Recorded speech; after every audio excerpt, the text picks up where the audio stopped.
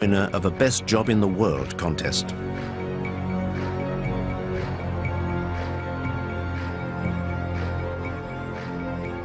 Each time he's out in public, he has the air of a man marveling in the discovery of a fabulous country that his parents built just for him. A country where he has a hand in just about everything. Drawing up plans for a new quarter of Pyongyang. Being a lifeguard for the youth of North Korea. Sampling the biscuits which will soon flood the regime's groceries. Overseeing the growth of the chicks on the state farms. And even acting as an advisor to the country's hair salons. Arduous days, but days where he can still find the time to try out the latest rides at the capital's amusement park. These absurd, amusing, but also terrifying images are the only ones we have to help us understand this young man, who is at the controls of a nuclear power. Kim Jong-un does not give interviews, so we have decided to go and meet those who know him best, in an attempt to draw a clear portrait of him.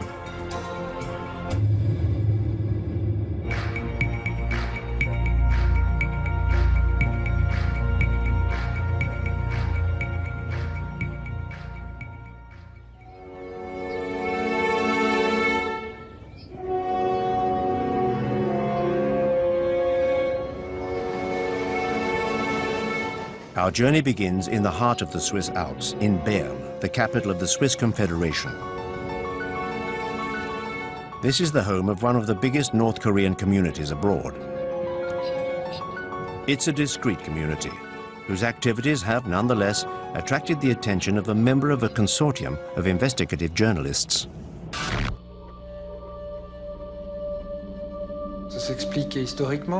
There is a historical explanation. Switzerland is a neutral country, a member of the United Nations in Geneva and other international bodies. And North Koreans have always had access to Switzerland, with its peaceful side and its respect for privacy. Many famous people have sent their children to be educated here in Switzerland. These are probably the reasons that compelled Kim Jong-il to send his children to Switzerland.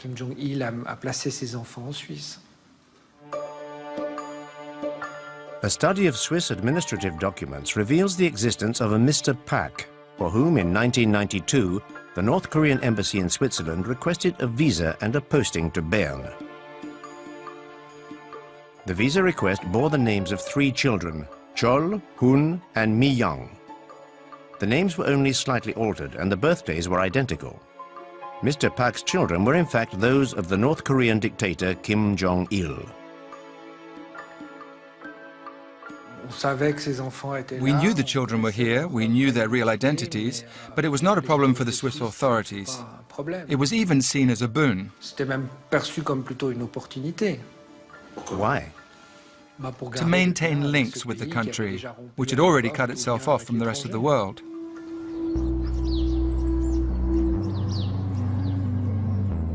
The unusual family spent a year living at the embassy in a residential suburb of Bern. Chol, the eldest, enrolled at a nearby international school for the children of diplomats and businessmen.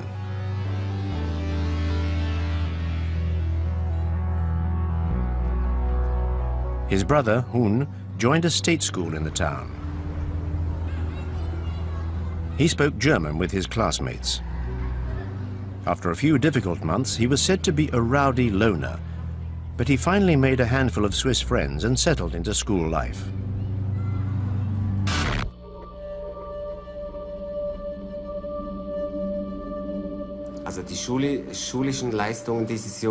The boys' school results weren't bad. They were sometimes mediocre, sometimes all right. And he was very much into sports. And he was particularly interested in basketball. He was very keen and quite good at it.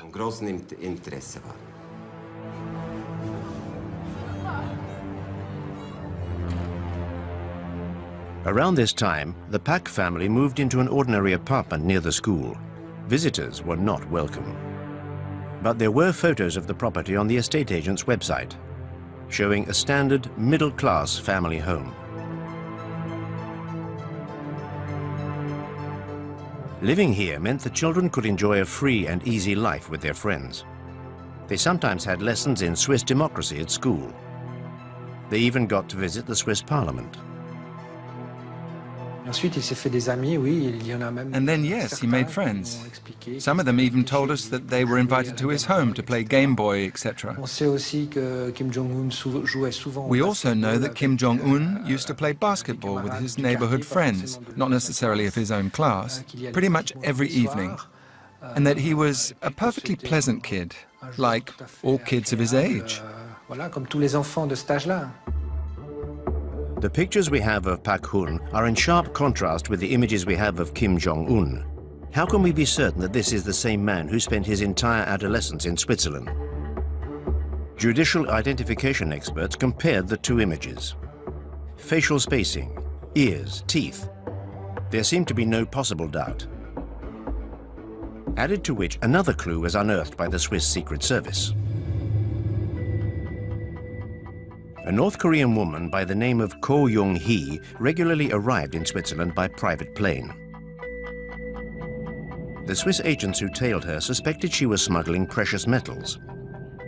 But the truth was something else altogether.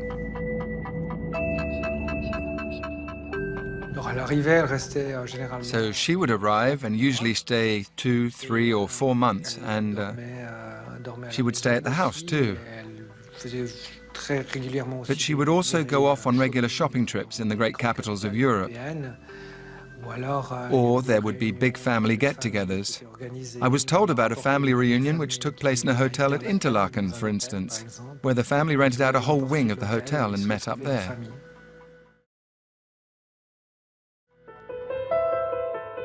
During the 90s, Kim Jong-il's private life was a state secret. Nobody knew about his 3 mistresses and 4 children. And when his health started to deteriorate, North Korea's neighbors were worried about who would succeed him and what might happen if Kim Jong-il were to disappear suddenly. But within the Kim family's secretive bosom, the decision had long since been made. The eldest son, Kim Jong-nam, would have seemed to be the natural successor in the Confucian tradition, just as Kim Jong-il had inherited power from his father. But Kim Jong-nam had committed several gaffes, among them an embarrassing arrest in Tokyo with a fake passport. He had wanted to visit Disneyland with his family.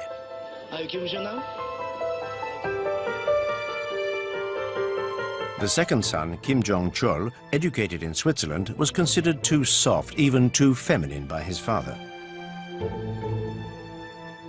Kim Jong-un may well have been the youngest son, but he was also the son of Kim Jong-il's greatest love, Ko Young-hee. The former dancer would play a significant role in the corridors of power.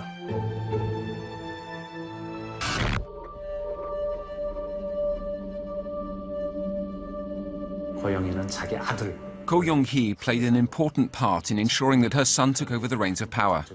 Kim Jong-nam, the eldest son, already had an important role in the country's hierarchy, with an elevated position at the General Bureau of Data Processing, where he specialized in communication networks. But since Kim Jong-un took control, Kim Jong-nam has found himself in an awkward position. He can no longer return to North Korea.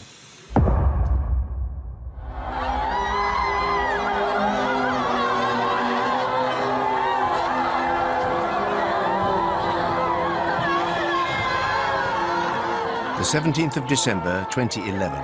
North Korea was in mourning.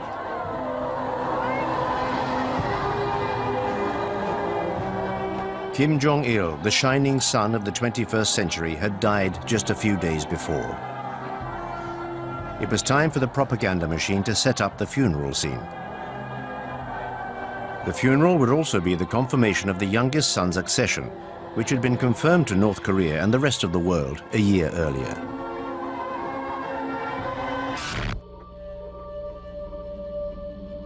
Kim Jong-il was ruling the country, or basically had senior position in the country for quite some time before he became the leader, at least 10 years that he was involved. And Kim Jong-un, I think it all came very suddenly.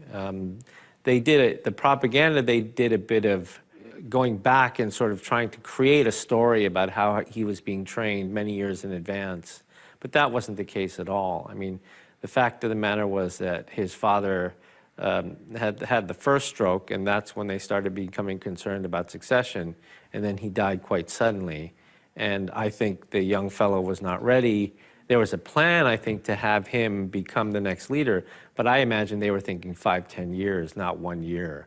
And so, you know, I think it was very clear from the funeral and everything, you know, the way he looked and the way he was behaving, that he was in shock and not really ready to take over.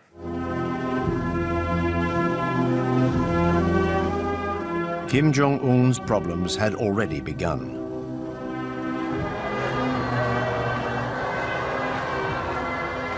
Did the aging generals gathered around his father's coffin see such a young leader in a favorable light?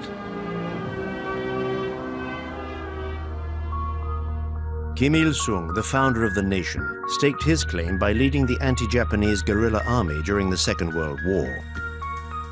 Kim Jong-il was the regime's second in command for 15 years or so, and then assumed power after 50 years. Kim Jong-un, however, was a mere 26 years old with no experience and no reputation to precede him.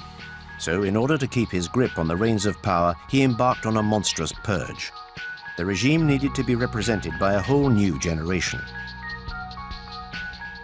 북한의 worst period를 겪고 Today, Kim Jong-un needs to connect with people who remember the great famine from their childhood. 나라를 이끌어가야 되는 그런 지금 처지에 있죠. I believe it will be harder to maintain solidarity between the elite and the leader than it was for the two previous regimes. 응집력이라고 할까요? 유대 관계가 Things could be rather fraught, and so the power structure will be built on a foundation of differing interests and terror. 그다음에 이제 공포에 의한.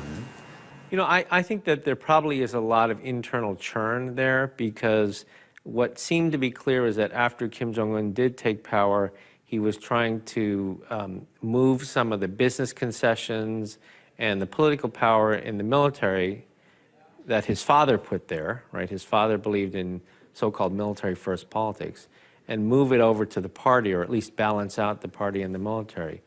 All of the generals that were with Kim Jong-un by the hearse of his father in the funeral procession are all gone. None of them are left. And so very clearly he's wiped out a group and is trying to bring in a new group. The most prominent victim of the purge was just behind him during the funeral. His uncle, Jang Song-taek, married to Kim Jong-il's sister. Since the 70s, this member by marriage of the family had been at the very heart of power. His brothers were powerful generals.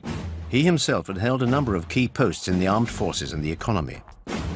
When Kim Jong-il's health first started to become a cause for concern, his name was mentioned as a potential successor, or at least as a regent to the dictator's young son.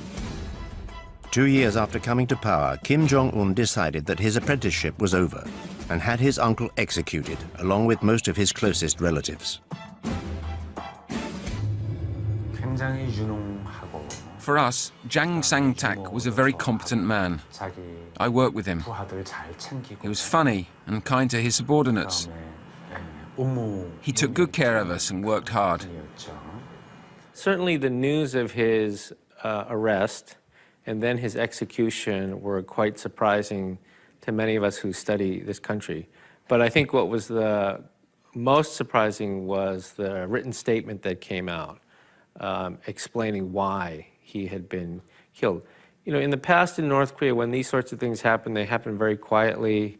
It's a car accident or it's a sickness, and there's really not much explanation given. But in this case, you know, a very clear explanation, in many ways exposing vulnerabilities inside of North Korea. The charge sheet accused Jang Sang-taek of wanting to overthrow the regime. This was a tacit admission of a struggle at the heart of the power structure. He was also accused of being an unfaithful husband and a corrupt communist. And rumors of his fondness for young girls were confirmed by the official press.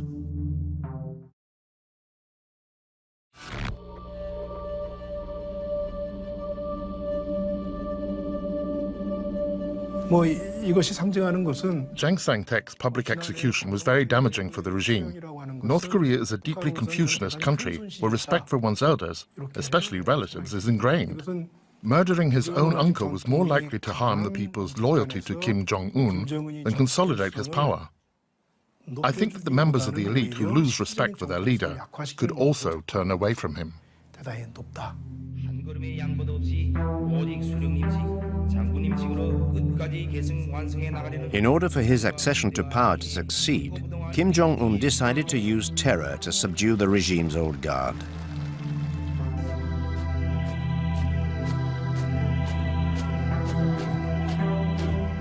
He then concentrated all the key posts and surrounded himself with those loyal to him.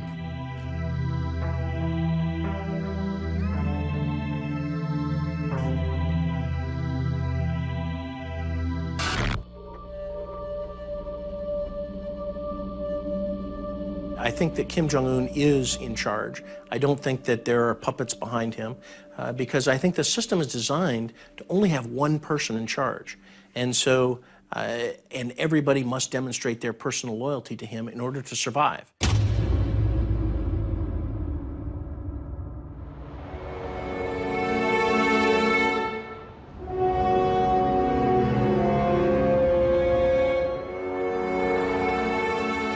"20 million Koreans live in the city of Seoul, the capital of South Korea. 20 million people more obsessed with their own success than with Kim Jong-un. However, closer scrutiny reveals that the whole city is ready for war. The military's control over the city makes it an impregnable citadel. A vast underground network was conceived as a shelter from any attack by the North. But people no longer notice the gas masks and the emergency rations provided in ever-dwindling numbers in the underground stations. I'm not worried about war. I've done my national service. Their nuclear capacity, on the other hand, that does worry me greatly.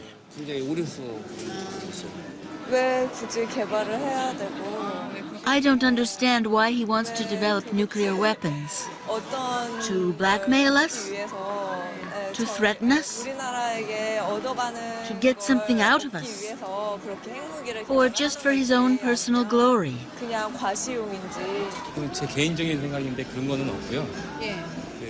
I'm not really afraid of war. Their nuclear threat seems to be their only survival mechanism.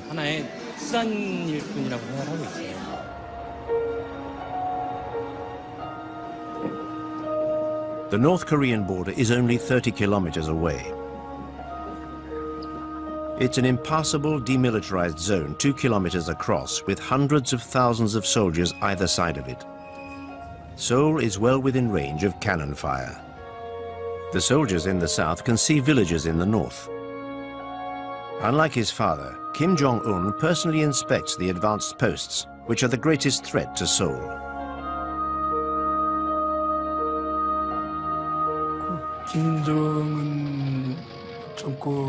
The main difference that was felt in the early days of the Kim Jong-un era was that he seemed much more belligerent and hostile than Kim Jong-il. This was particularly noticeable in his military policy. It was very public. He didn't try to hide it. He stressed the importance of operations designed for a potential confrontation with South Korea. He increasingly put his armed forces on a war footing. This approach was illustrated by the training and exercises that the North Koreans were subjected to.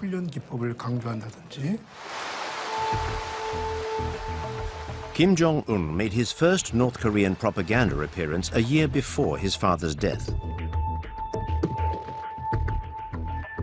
He was made a 4-star general, signifying his arrival at the heart of power. In North Korea, power means first and foremost the army. I believe that he attended, for a period of time, perhaps maybe 6 months, one of the military academies. They have given him some titles, and of course, he, you know, the way that they're creating the myth is that he planned the Cheonan sinking and the shelling of YP-do. So I don't believe he has any credible military experience, but I think that they are trying to create that myth.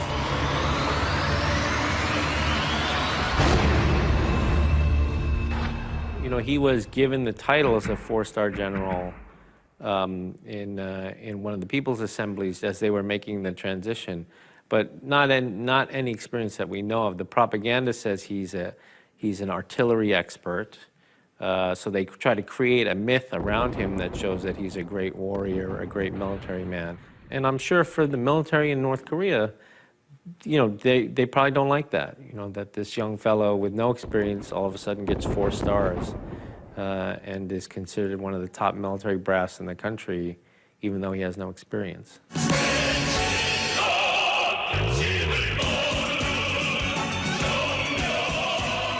The North Korean army consists of over 1 million men and 6 million reservists. Morale-boosting inspections of all units is a daily obligation for the great leader.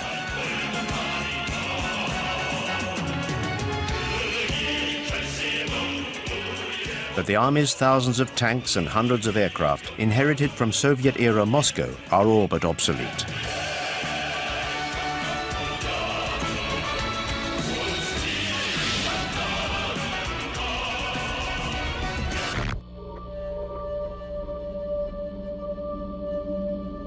Pyongyang, and so 90 miles, 20 miles to the border with the DMZ, you don't need such conventional, sophisticated weaponry. You need the manpower, the multiple rocket launchers. I mean, within 90 minutes, it could be a disaster. So, and then there's also the asymmetrical side. I mean, we're looking at the military in the conventional sense, with conventional weapons, and then we're saying, oh, the priority's been the missile and the nuclear program, absolutely. But there's also asymmetrical warfare, looking at other capabilities, like cyber capabilities and what have you.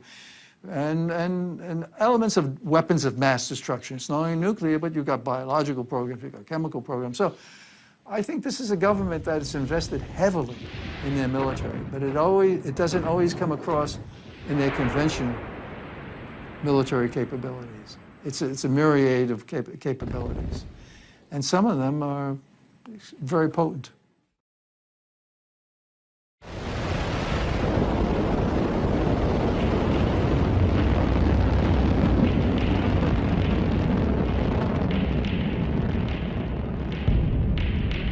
I mean, we all have to care about North Korea. Let's be practical. North Korea has nuclear weapons. It's the 9th nuclear weapon state. The assessment is from 6 to 12, maybe even more nuclear weapons, right? And they're developing their programs. They have a uranium enrichment program to build nuclear weapons. They have missile systems. They have the Scud, they have the Nodongs, they have the Taepodong. They're building the KN-08, which is an intercontinental ballistic missile, which is a mobile missile, solid fuel, so it's great capabilities. So North Korea is persisting with their nuclear program, their missile program, and the prospects of proliferating some of that, selling some of that material.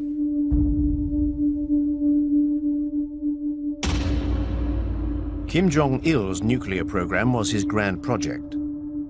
But his son decided to carry it on and even to intensify its development. While its conventional arsenal was not up to the job of fighting its enemies, the atomic bomb became a North Korean obsession. Despite international objections, a huge amount of resources was poured into the project. Pyongyang believed that owning the atom bomb was the only way the regime could survive.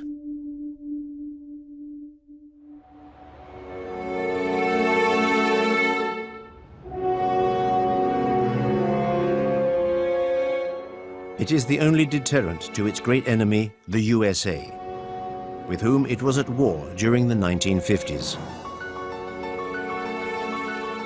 Washington perfectly well understands the relationship between the superpower and the small Asian country.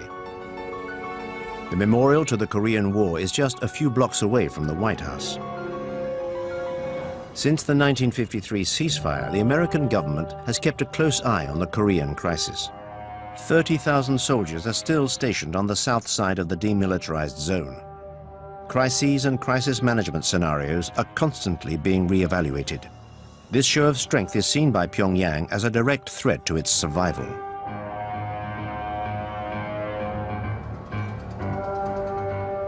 I think that, they fear the Ceausescu end. They fear the Gaddafi end, the Saddam end. All those those leaders who have lost because they didn't have nuclear weapons, they made agreements with the United States, or their people rebelled, in Ceausescu's case, they don't want to end up in those cases. And when they look to South Korea, they don't believe that they will be given a future in South Korea. And clearly a democratic South who would try and send to jail their own presidents, they can only imagine what they...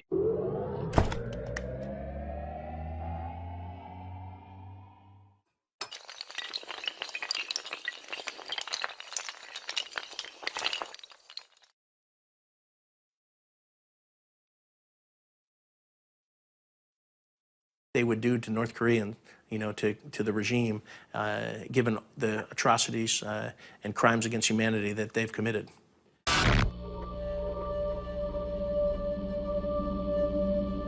North Korea's goal is to, if you will, to place North Korea in a situation so that no one in the rest of the world would dare attack North Korea.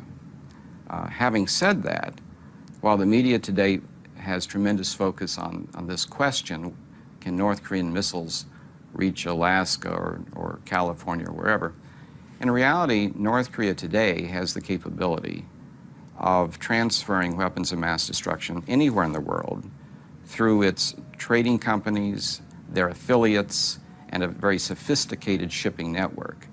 So North Korea already has the ability worldwide to deliver WMD anywhere. North Korea is already a nuclear threat. But it has also been developing some of the world's most powerful cyber warfare units.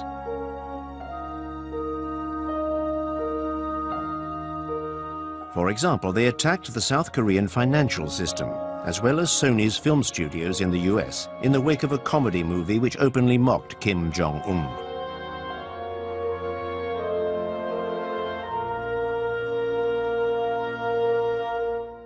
Many of us who have negotiated with North Korea, and I'm certainly one of them, I have great respect for their capabilities.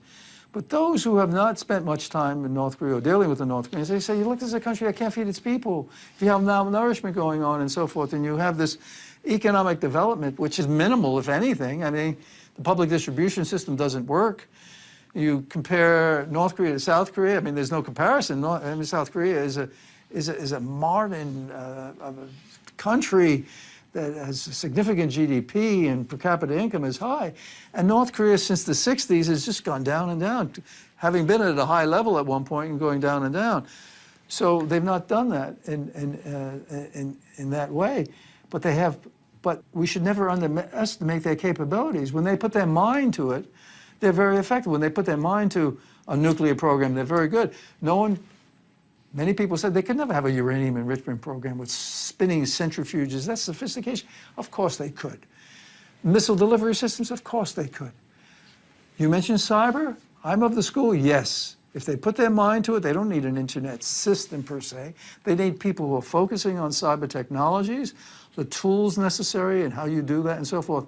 And they're very good when they put their mind to it. So I have high respect for the North Koreans when they focus their attention and put the resources behind it on capabilities, building capabilities.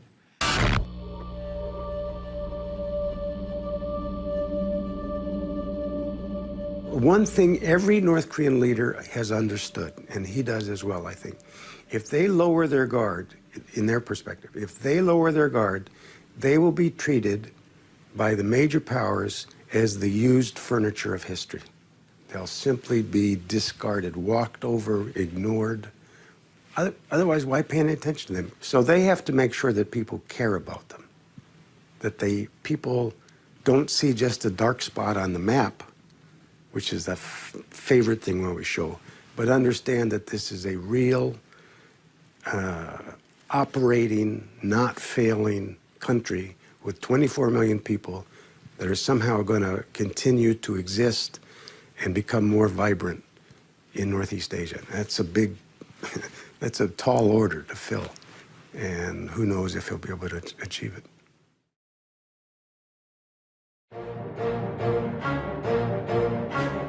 In order to maintain his grip on power, Kim Jong-un decided to fight a war on two fronts. One of these was the preeminence of the army and the apparatus of repression. The young leader spoke openly about the country's poverty.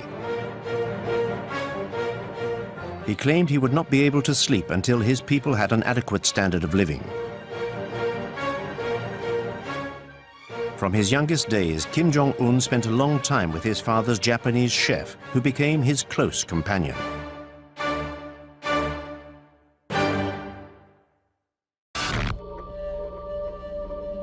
The Japanese chef recalls the future dictator's innermost nocturnal thoughts.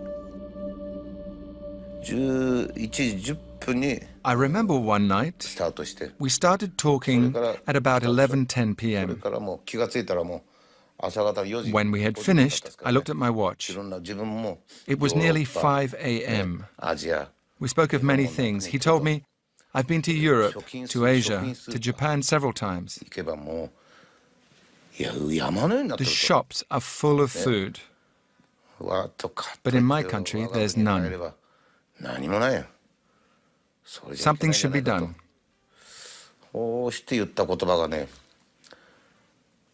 Then he said, I think we should follow the example of China's policy. When I heard that, I realized that he was determined to go down the route of economic liberalization and reform.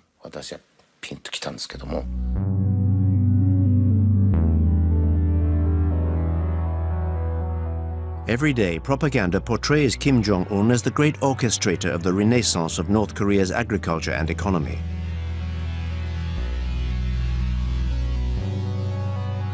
Early results were modest, but the country seemed to have consigned to history the famines which decimated the population during the 90s. You know, in his first speech in April 2012, I got the impression that one of his main goals was to convince his own people and the rest of the world that this was, in one sense, a new North Korea. Many of the things that had happened in the past were of the past.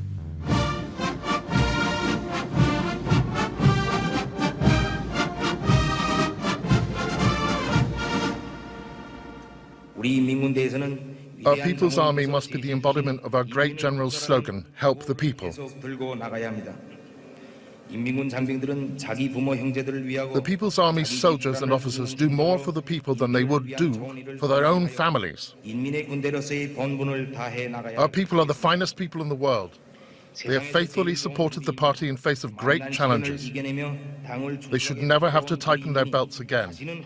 They should be able to benefit fully from the riches of socialism. That is our party's firmest resolution.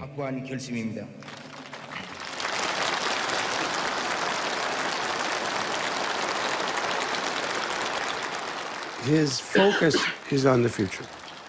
Now, he's going to be able to build the North Korea he's hoping for. And it looks to be something obviously more prosperous, able to stand up better against South Korea, even though they'll never catch up to South Korea, and to have a military strong enough so that they have to be taken seriously.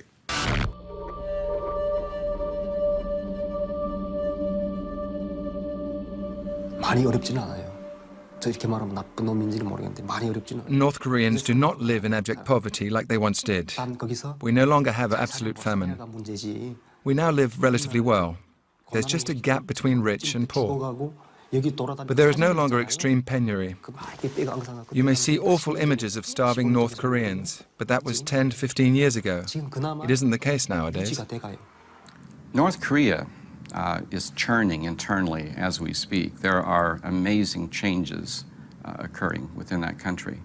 Kim Jong-un is allowing an unprecedented number of people to leave the country, to learn about the basics of business, to learn about international economics, to learn about how to transition from a controlled economy to a market economy. Now, this is remarkable that he is allowing this sort of situation to occur.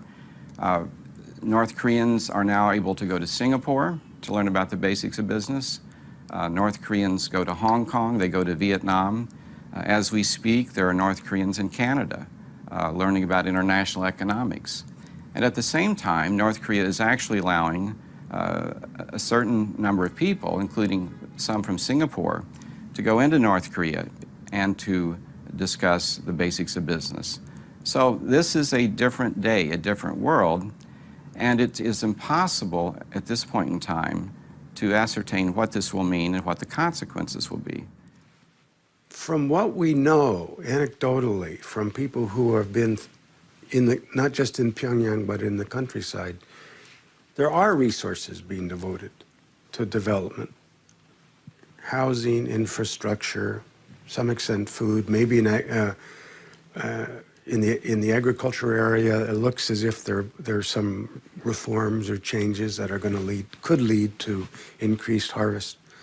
None of these things at this point are real big, and anybody in North Korea who's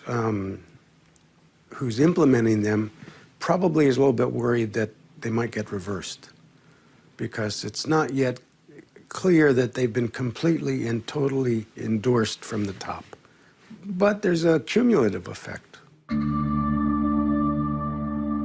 A new economy for a political beast born of the Cold War. Just like when China's Deng Xiaoping opened the country for business while playing father of the nation.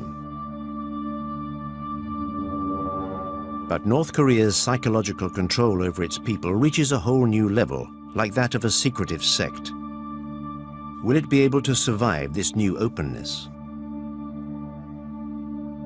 I think in general, because they have no problem with getting cash, right, through small projects like Kumgang Mountain or the North-South Joint Industrial Complex, but something that really opens the country up to free market forces, that allows for free and open exchange.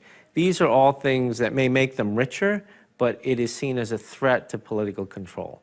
And that's what we've seen throughout Asia. You know, if the economies start to grow, you get middle-class incomes, they start demanding more political freedoms. You know, this is what we saw in Taiwan. It's what we saw in South Korea. We've seen this throughout history in Asia, and I think they're very threatened by that. So they're not willing to take the big steps in terms of economic reform, even though this young fellow spent some time in Switzerland, right, was educated in the West. You know, I think for exactly that reason, he understands the threats that come with trying to open up too much.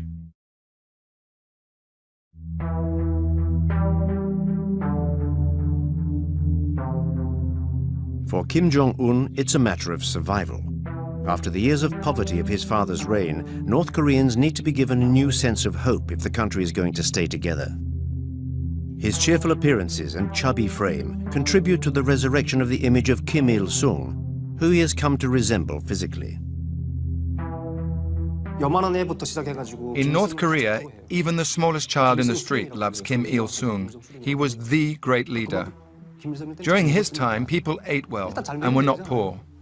It was from the reign of Kim Jong-il that the country experienced the worst poverty. So Kim Jong-un is trying to show that he is not like his father, but like his grandfather, whom everybody loves. And that's why he tries to be like his grandfather now.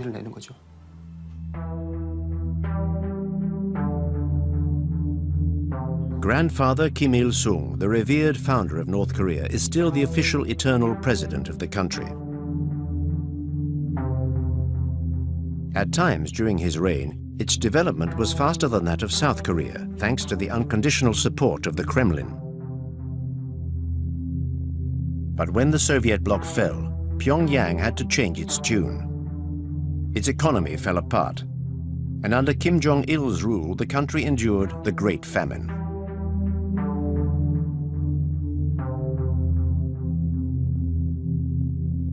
By adopting his grandfather's style, Kim Jong-un seeks to recreate the mythical glory years. He wants to make a link between this supposed glorious past and the new generation, brought up during the dark days, and now being sent all over the world to learn about economic reforms. A new generation which sees a leader in its own image, who enjoys basketball and theme parks and is happy to mingle with the general population in front of the lenses of the propaganda machine. Whereas Kim Jong-il clearly found it difficult to even shake North Koreans by the hand. It seems to me it's a combination of a very deliberate effort to have him be different from his father, to be more open, at least to appear more open to the people, to mix with them more freely. There's one wonderful episode, at least to me, a couple of them actually. One of them is when he went to one of the newly built apartment houses. And in the process of welcoming this couple, he sits on the floor with them and has his wife sitting beside him like everybody's Korean mother. You just can't imagine Kim Jong-il ever doing anything like that. You might imagine Kim Il-sung doing that. It's possible. The other thing was when Kim Jong-un was on site guidance for a army unit, a female army unit. And when he was leaving, he didn't just take a picture with the entire unit. He stood there and the young women came up one at a time, like he was a rock star. They grabbed his arm and had their pictures taken. I was so astounded. I could not imagine that ever happening before.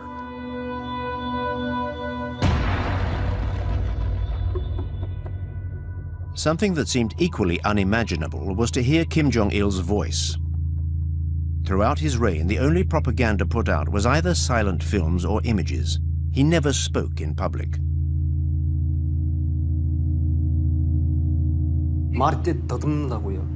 Kim Jong-il couldn't speak. He had a stutter. So he couldn't speak in public. I only ever heard his voice through a door when he was having a meeting with his chiefs of staff. He stammered. He struggled with language. Kim Jong-un, on the other hand, he can talk. Moreover, he talks like his grandfather. He even imitates his voice. So in the beginning, it was even said that Kim Il-sung had been resurrected. It had become like an actor's job to recreate his image.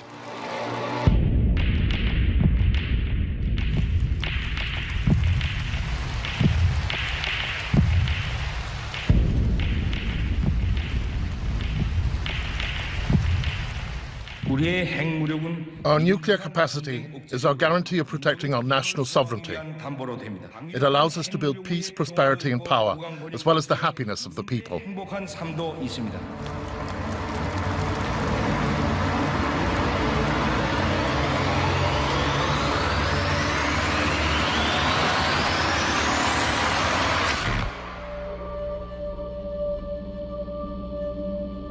세대가 좀 달라 보입니다. 김정일과 There is a generational difference, for one thing. 아무래도 외국 유학을 했고 In my eyes, Kim Jong-un and Kim Jong-il have different styles. Kim Jong-un studied abroad, so would have a closer understanding of international criteria. Therefore, he seems more normal than Kim Jong-il, who had too many wives and wanted to keep his family, especially his sons, hidden. Kim Jong-un will not be like his father. So I think he's trying to demonstrate that he has a relatively normal presidential style.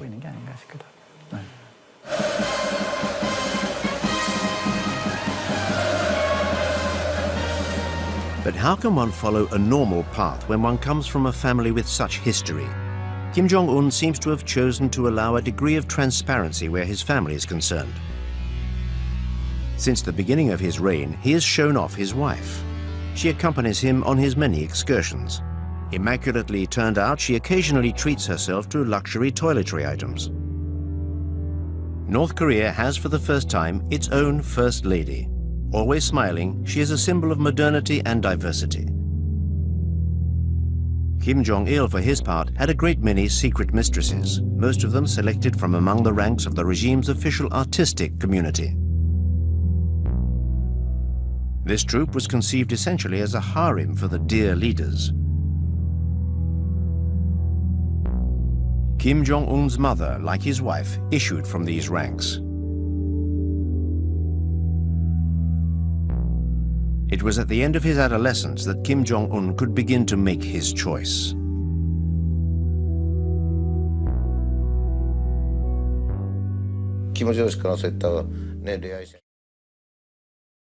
Kim Jong-un was never forbidden from going out with girls, but he just wasn't interested. He was just interested in sports. He was always playing basketball. But one day, I felt relieved. That day, amongst the pleasure brigade, there was a buxom young lady. Kim Jong-un called me over and said, "Fujimoto, look at those puppies." I was so relieved to hear him say that. I told myself, he's a lad, and everything's going to be fine.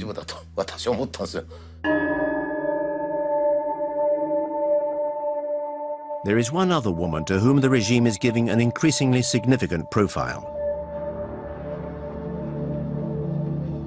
She was seen behind Kim Jong-un during his father's funeral, although the propagandists never named this young woman in mourning. She's the dictator's younger sister, Kim Yo-jong.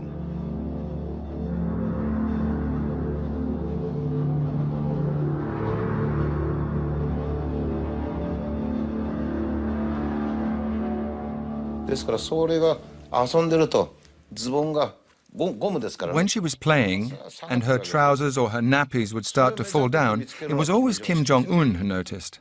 "Watch out," he would say, and he would pull them up. He was so fond of her, and he's still fond of her today.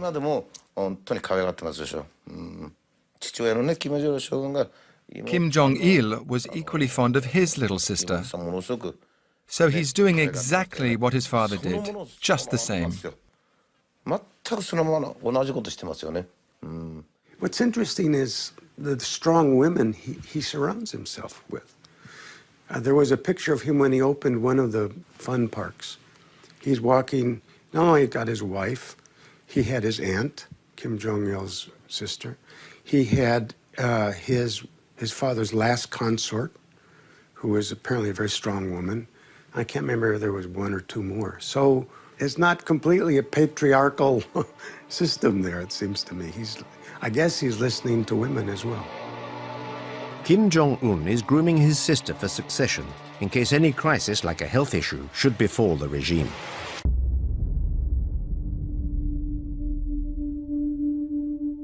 In late 2014, the dictator disappeared for a few months because of a surgical procedure on his ankle.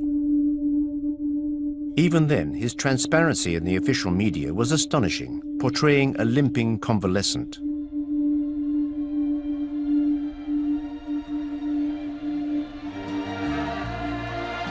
This remarkable contrast with the image of a living god, so commonplace in Korea's daily life, almost seems to embarrass even him. Just like when the soldiers he is visiting seem to be completely irrationally magnetized by his presence.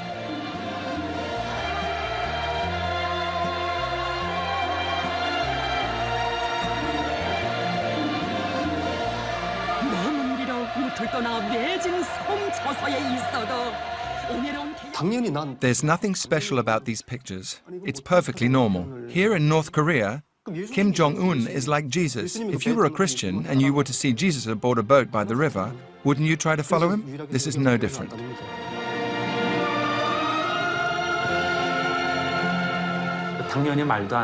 Clearly, it's all very far-fetched. The great leader who can make grenades from pine cones, the great leader who can move at supernatural speed, even the weather is linked to his greatness. Every song sings his praises. You can't take it all too seriously. But brainwashing is very dangerous.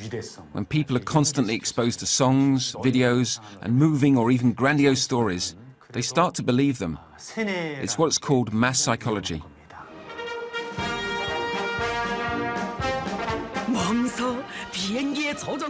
This allows North Korean television to present the dictator as an instructor for airline pilots.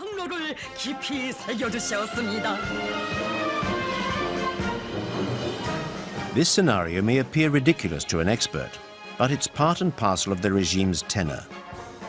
One question springs to mind when watching these images. To what extent does the main actor believe in the play?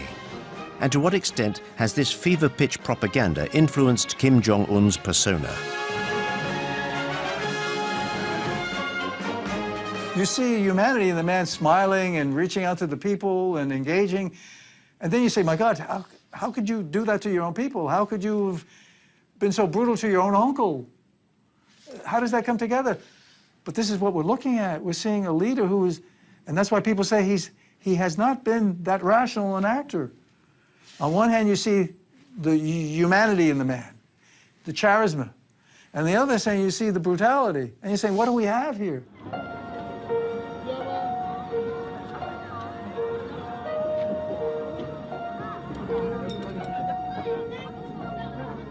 At the frontier between the two Koreas, the sentry posts have become tourist destinations. South Koreans come here for a family outing on Sundays to take a look at these vestiges of the separation between the two countries.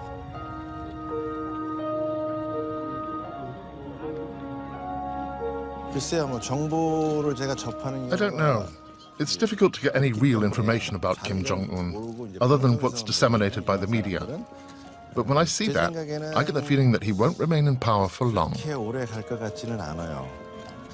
Even Germany reunified, and Korea is only a tiny little country, yet we remain separated. For Korea to be powerful and prosperous, I believe it needs to be reunified. Kim Jong-un, his demeanor worries me. I think he's too young. He comes across as more aggressive and unstable because he's young. I think he's a very dangerous man.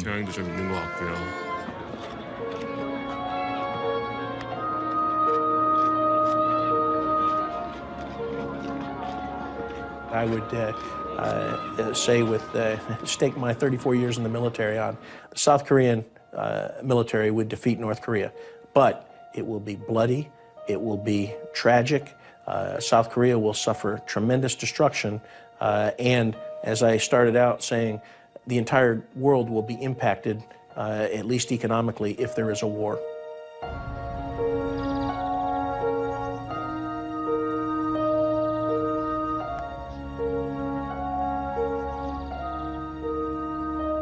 Could this final frontier of the Cold War possibly fall? For many Koreans, the question is now irrelevant. Personal and family connections have